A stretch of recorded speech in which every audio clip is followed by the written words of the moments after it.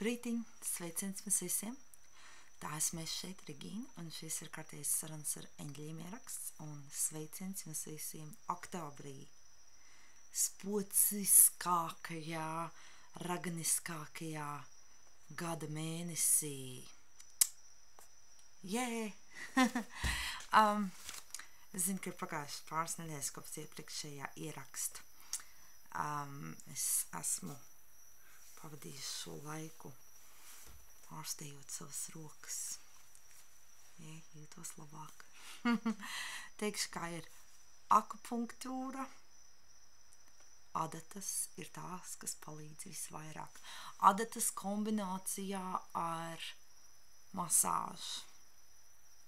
Vienlaicīgi, kad tas tiek darīts vienas konsultācijas laikā, nevis tā kā aiziet un dabū sadurst adatas un tad iet dienu vēlāk uz masāžu, bet kad tas tiek apvienots vienādi. Ja atrodas akupunktūras, kas ir arī masieris, lūk, tas ir palīdzējis visvairāk.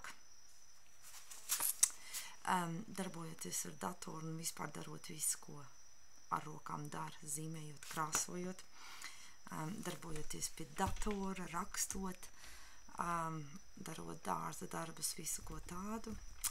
Izrādās, ka var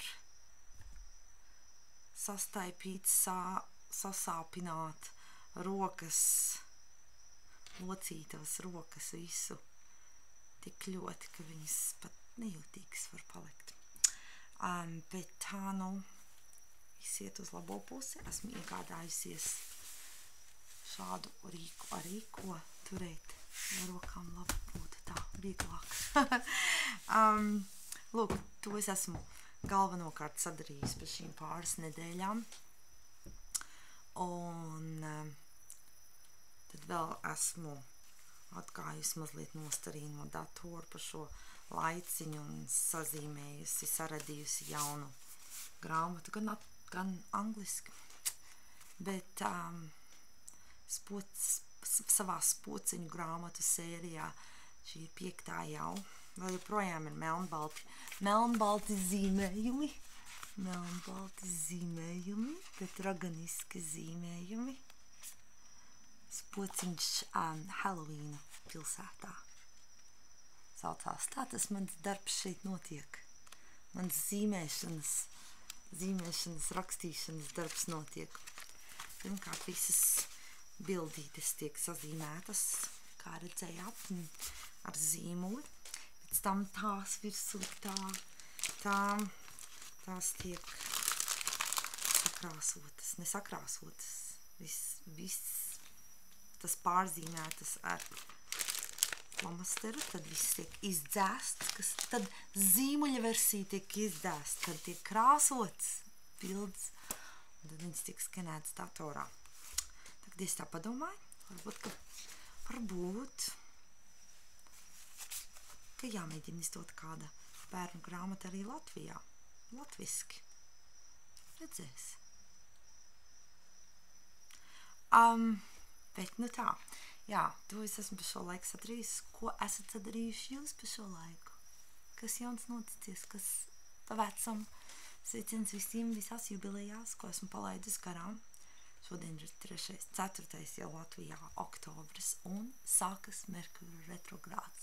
Atkal esam nonākuši tajā laikā, kad ir Merkura retrogrāds un šajā mēnesī mums vēl ir arī 2 aptumsumi. Aizmirst paskatīties kādu vai mēnesi vai saules, droši vien mēnesis un saules aptumsums, pareizi abi. Mēnesis un saules aptumsums. Lūk, tā kā ir tāds ļoti intensīvs laiks, tāds pārmaiņu laiks, iekšēji pārmaiņu revizijas veikšanas. Es pat vairākus cilvēkus manā dzīvē arī pašlaik viens tāds riktīgi tāds notikums notikās, kas man ir licis nonākt tīri tā automātiski ar visu, kas notika tādā stadijā, ko es pat īsti nezinu, kā aprakstīt, bet tā ideja ir tāda, ka, tā sajūta ir tāda, ka tādas pamatīgas dziļas pārmaiņas notiek, un ja es citos gadījumos būtu sākus rīkoties, kaut ko darīt un mainīt, un tā tad man ir tāda sajūta, ka man ir vienkārši jānogaida un jāļauj tam visam kaut kā sakārtoties, tam jaunajam, tai jaunajai enerģijai, tai manai enerģijai, manam visam, kas es esmu un kas man notiek, tam ar to jauno enerģiju, lai viņas atrod to pareizo vietu, kādā labi sadzīvot. Tas būtu labi nesadzīvot, bet dzīvot. Tas būtu tāds labākais veids, kā man sanāk to aprakstīt, kā es varu to aprakstīt, to sajūtu. Un, jā, cilvēki man apkārt ir arī stāstījuši man šeit tuvāk esošie cilvēki, ka viņi arī veic reviziju, dzīves reviziju šajā laikā. Tad, nu tā, Merkūra retrogrāds mums pašlaik ir iesācies. Tadā! Mums patīk Merkūra retrogrāds, jo ir labs iemesls tam, lai atskatītos pagātnē, lai atskatītos tīri tā dabīgi tas varētu notikt, šī atskatīšanās, tā ka vienkārši notikumi sakārtojas tā, kad gribas atskatīties. Lūk, šodien vilksim kārtiņas un tad redzēs, par ko vēl parunāsim. Redzēs, ko kārtiņas teiks un vilkšu kārtiņas šeit nedēļas nogalī un tad nākošajai nedēļai. Un interesanta lieta, šis mēnesis man visvairāk saistās vienmēr, jau gadiem ilgi tā ir bijis. Tie Halloween, es zinu, ka es par to jau esmu minējusi, kā iepriekšējos ierakstos, iepriekšējo gadu ierakstos, un tā kā Halloween, tā ticība, pamatideja galvenā ir tāda, ka Halloween ir tas laiks, tieši Halloweenu nakts, kad tā siena starp dzīvo un mirušo pasauli ir visplānākā un caurredzamākā un tālāk arī viss, kas saistīts ar spokiem, ar mirušajiem, kas atdzīvojas Halloweena naktī un visu ko tādu, kas ir saistīts ar kapiem un ar visu, kas ir tādā garā saistīts, tādēļ tas arī ir tas galvenie kostīmi, kuros cilvēki ģērbjas, no turienes arī ir cēlusies tā ideja.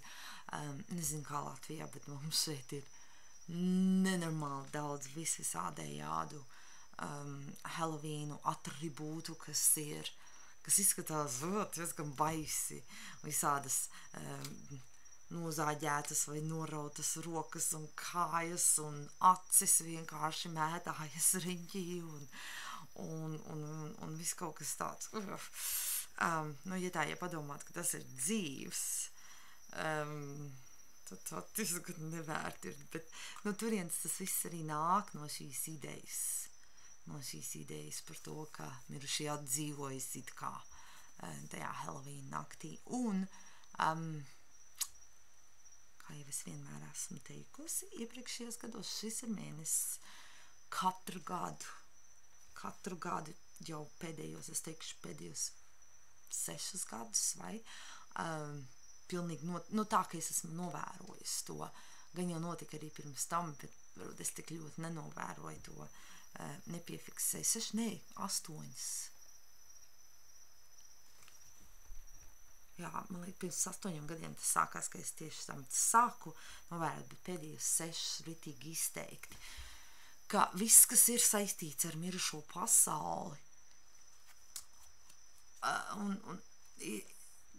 ir skaļāks, ir darbīgāks, tu var tīri dabīgi vairāk dzirdēt, vairāk sajust, vairāk piedzīvot, dažādu tādu piedzīvojumu ir, pat nedomājot, negribot, nekoncentrējoties uz tiem. Un interesanti, ka tieši tagad pirms ierakstu uzsākšanas es biju draugos iegājis un es redzēju vienu ierakstu, ka starp Eiropas Savienības valstīm Latvija ir 2. vietā mirstību skaitā, mirstības ziņā. Man liekas tā interesanti. Man citu komentāru šai sakarā nav vēl. Šī ir tāda svaiga informācija, ko es saņēmu. Bet, jā, man likās vienkārši tā interesanti. Un arī tas tieši, ka to es tieši tagad un šajā mēnesī un tagad padzirdēju tieši pirms ierakstā. Un, nu tā. Jā, es ceru, ka jums viss ir ok un vēl, ja jums nāks piedzīvot kaut ko, kas ir saistīts ar mirušajiem un jums ir pieciešami un vēl, jā, kādas atbildes vai kaut kas tāds, dodiet man ziņu šajā mēnesī. Man radās tāda interesanta ideja. Atkal pāris stundu atpakaļ radās šī ideja par to, ka par grāmatas radīšanu un es nezinu, cik daudz Latvijā būtu tā interese tādai grāmatai, bet es zinu, ka šeit Amerikā noteikti būtu. Es nezinu, vai jūs esat dzirdējuši par to grāmatu, ko vīrieši zina par sievietēm. Liekas, būtiski, ja tulkojumā tā grāmata būtu. Un viņa ir ļoti slavena grāmata. Un jau kāds 20 gadus vai vairāk kā 20 gadus, kopš viņa tika radīta. Un autori kļuva par miljonāriem ar šo grāmatu. Un grāmata ir pilnīgi tukša. Baltas lapas, vienkārši, kad 100 vai baltas lapas ir. Un nosaukums ir, ko vīrieši zina par sievietēm. Un es tā šodien domāju, ko es varētu radīt tādu, kas ir, kas nav tāds pārāk nopietnas, bet ir kaut kas tāds, ko varbūt neviens vēl nav izdomājis radīt, vai kā, vai nav radījis vēl. Un tā nu es iesāku radīt grāmatu. Jā, grāmata, kas ir pastāstīšu tad, kad es būšu ieintriģējusi visus tagad un nepateikšu, kas tieši tas ir, bet tad, kad es būšu viņu pabeigusi, un es domāju, ka nākošajā nedēļā es būšu viņu pabeigusi, jo man liekas, es ceru, ka es pabeigšu jau šajā nedēļas nogalē viņu, nākošajā reizē es jums varēšu pastāstīt par tieši konkrēti par viņu, bet to tikai teikšu, ka tā ir saistība, tā ideja ir tāda, ka tas ir, nu, tā, kā joks, ar informāciju, kas arī, manā grāmata nebūs balts lapas, bet ar informāciju, kas ir arī tāda patiesa un tā, bet kas ir domāta kā joks. Man pašai, kā varat manīt, man pašai ļoti patīk mana ideja. Bet es tikko pateicu jums, ka varbūt neviens nav radījis vēl šo grāmatu tādu, un tad man tā sajūta bija, ka man jāpastāst par šo grāmatu ir tad, ka viņa ir gatava. Nevis, kad es vēl domāju, ka es vēl esmu tajā procesā rakstīt. Lūk. Ok. Kārtiņas tagad, beidzot. Pierunājis esmu jums pilns auss ar visu kaut ko, bet hei.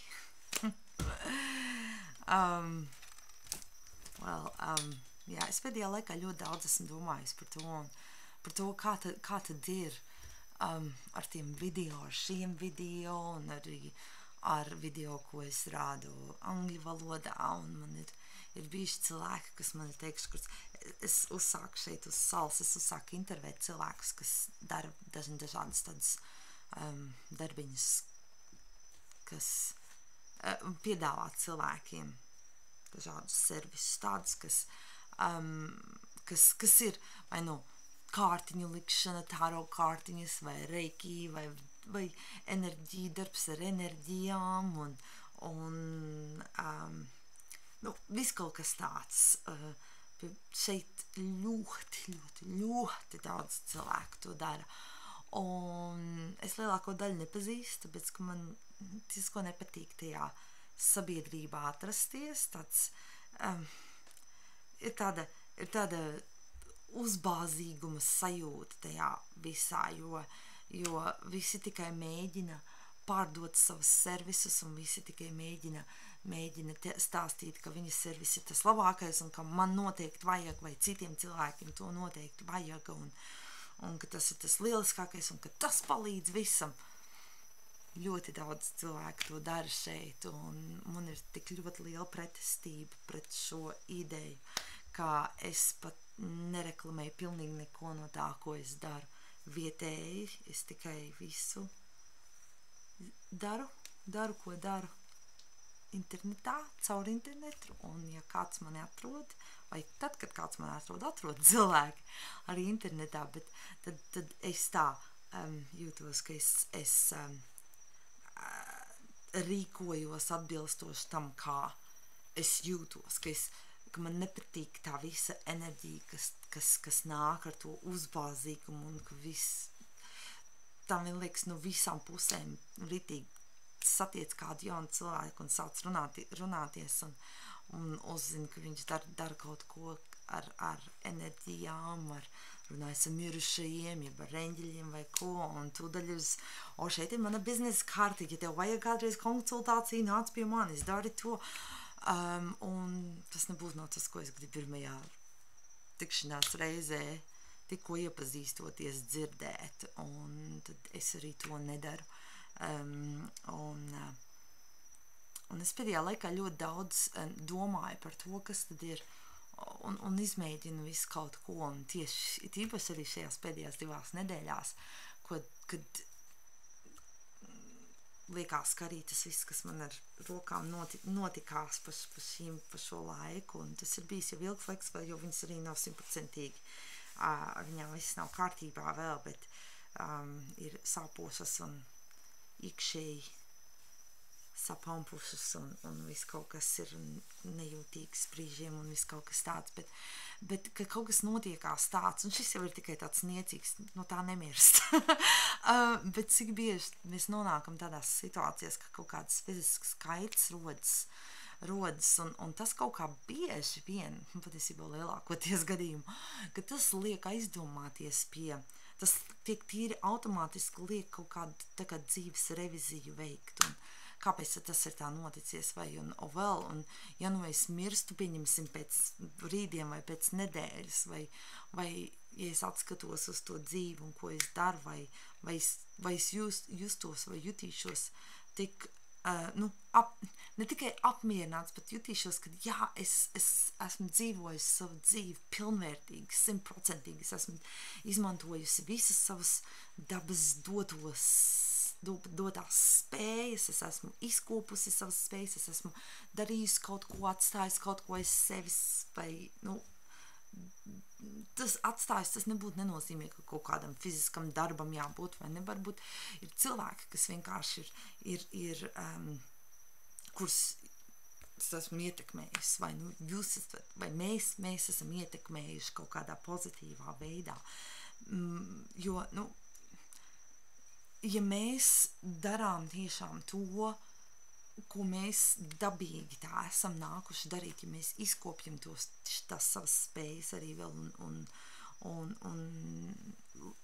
lietojam tās, tad pilnīgi 100% mēs kādam cilvēkam vienkārši ar to piemēru, kā mēs dzīvojam, kā mēs esam, mēs palīdzam, varbūt mēs nevienmēr dzirdam par to, varbūt mums par to vienmēr nepastāsta cilvēki, bet mēs ietekmējam šos cilvēkus tādā pozitīvā veidā, un savukārt, ja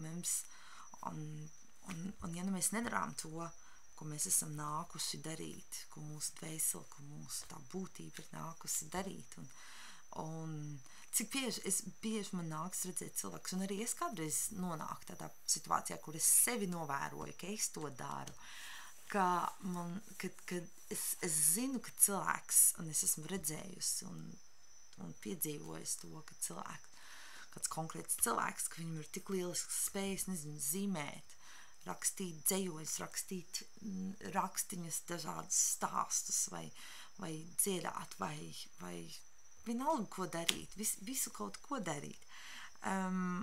Un šie cilvēki vienkārši nejūtas, nav viņam tas pašpārliecinātības, ka jā, man labi padodas, jā, es to varu, jā, kad ir kaut kā tā liekas, ko nu es, un, es jau nevaru neko, nezinu, man vēl viss kaut kas jādara, jāpamācās ir, un nezinu, jāpraktizējas, un tā, un tad man no malas skatoties liekas, bet kā tu neredz, ka tas, ko tu dari jau tagad, ja tu to darītu, ka tas ir super un lieliski, un ka tikai kaut kas labs no tā var iznākt, un arī es kādreiz tajā pa to ceļu aizdodos, kur man liekas, ka es nevaru izdarīt, vai ka tas, ko es daru, ka tas nav pietiekoši labi, vai ka tas nav pietiekoši labi tam, lai es tagad rādītu citiem, izlikt tā, lai pasaule redz un skatās, vai zina, ko es daru un kā es daru. Bet tikai tad, ja mēs to darām, tad, man liekas, ka tad mēs dzīves beigās varēsim skatīties uz to savu dzīvi, un ne tikai justies, man pēdējā laikā ir šī ideja, bet tā sajūta, vai ne, kad man vismaz liekas, ka kaut kādu laiku bija tas periods, kad likās, ka, jā, ja es jūtos labi, viss ok, un man liekas, ka, jā, es to izdarīju labi, un jā, es jūtos labi par to, kā es esmu to izdarījis, vai šito izdarījis, vai ko radījis, tad pēdējā laikā tā sajūta tāda, kad ar to vien, ka labi man vairs nepietiek. Varbūt, ka tā ir tā nākošā stadija, ka un tā nākošā stadija ir, ka es vēlos justies lepna. Un nevis tādā egoistiskā nozīmē lepni, bet es vēlos lepoties ar to, ko es daru. Ne tikai, jā, labi, bet lepoties. Un tā šķiet kaut kā tāda, jā, tā nākošā stadija vai kā. Varbūt, ka man tik tā ir. Nezinu, bet varbūt tas liek jums aizdomāties arī, kas tad ir, kas jums ir svarīgi, tajā visā, ko jūs darāt. Lūk, un runājot par intervijām, ko es uzsāku teikt un nepabeidzu, ir, ka man ir nācies dzirdēt dažkārt cilvēkus teikuši tieši bija daži tādi šeit uz salas, kurus es uzsāku intervēt. Un, kontaktējos un teicu, ka es uzsāku šo jauno ideju piepildīt, ka es intervēju cilvēkus, kuri dara kaut kādu darbus ar enerģijām, un es labprāt intervētu tevi, un vai tu esi interesētā, un tā, un tas cilvēki, kas ir teikuši, jā, es paskatījos tavs video, un tur izskatījās, ka tas, galīgi nebija nekādas kameru vīri vai sievas, vai, nebija kaut kādā baigā profesionāla studijā ierakstīti, un tas viss tā neprofesionāli liekas. Un skaidri un gaiši zināms, ka man ar šiem cilvēkiem nebūtu arī īsti tā no sirds uz sirdi, ko runāties. Bet tas man lika arī aizdomāties, ka jā, ir video, ja es vienkārši radu, un ja es esmu viena persona, kas dara visu, tad jā, tad es esmu gan kameras vīrs, sieva, gan video rediģētāja, gan producente, gan, viss vienā. Bet liekas, ka dažkārt bieži ar to visu pārāk lielu gatavošanos visam kam, kad pazūd tā dvēsele tai visā. Tas viss liekas tā vairāk safabricēts un kad lai labi izskatītos, bet šajā dzīves posmā laikā es esmu nonākusi pie secinājuma un stingri pieturos pie tā visos dzīves aspektos, ka dzīve nav tikai tāda rožaina un tāda kas tikai labi izskatās, kad dzīvē viss kaut kas notiekās. Atšķirība ir tā, kā mēs reaģējam uz to, kas notiek, un uz tām negatīvajām situācijām, jo mēs varam reaģēt negatīvi, mēs varam reaģēt pozitīvi. Bet fakts ir tāds, mums, protams, es domāju, patīk pozitīvi, ne? Bet fakts ir tāds, ka notiek kaut kas tāds, kas ir negatīvs dzīvē, un tā ir noticies visu laiku, gadsimtus, un es domāju, ka tā notiksies arī vēl gadsimtus pēc mūsu aiziešanas no šīs konkrētās dzīves. Un tāpēc svarīgi ir runāt par visu, ko, un svarīgi ir parādīt visus aspektus, un ne tikai safabricēt kaut ko, lai labi izskatās. Un tā arī runājot par to, ka, ko tad mūsu dvēseli, ko mēs esam nākuši darīt šeit uz zemes.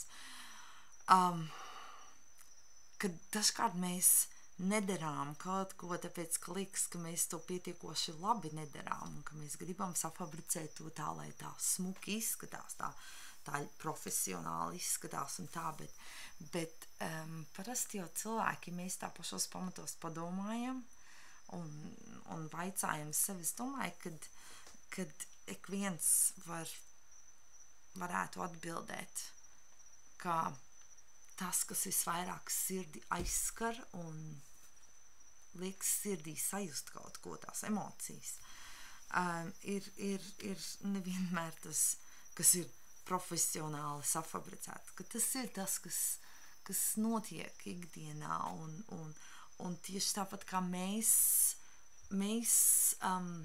sajūtam to, kad citi cilvēki to dara, tieši tāpat arī citi cilvēki sajūtīs to, kad mēs to darīsim, vai mēs to darām. Atcerieties to vienmēr arī, kad tas dzīvais, dzīvīgums, patiesums ir tas, kas ir svarīgāks par visu to fasādi, kas ir uzlikt ar to pārāk lielu gatavošanos un domāšanu un tā.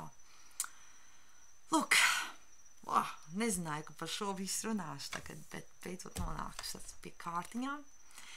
Kārtiņas būs 2. daļā.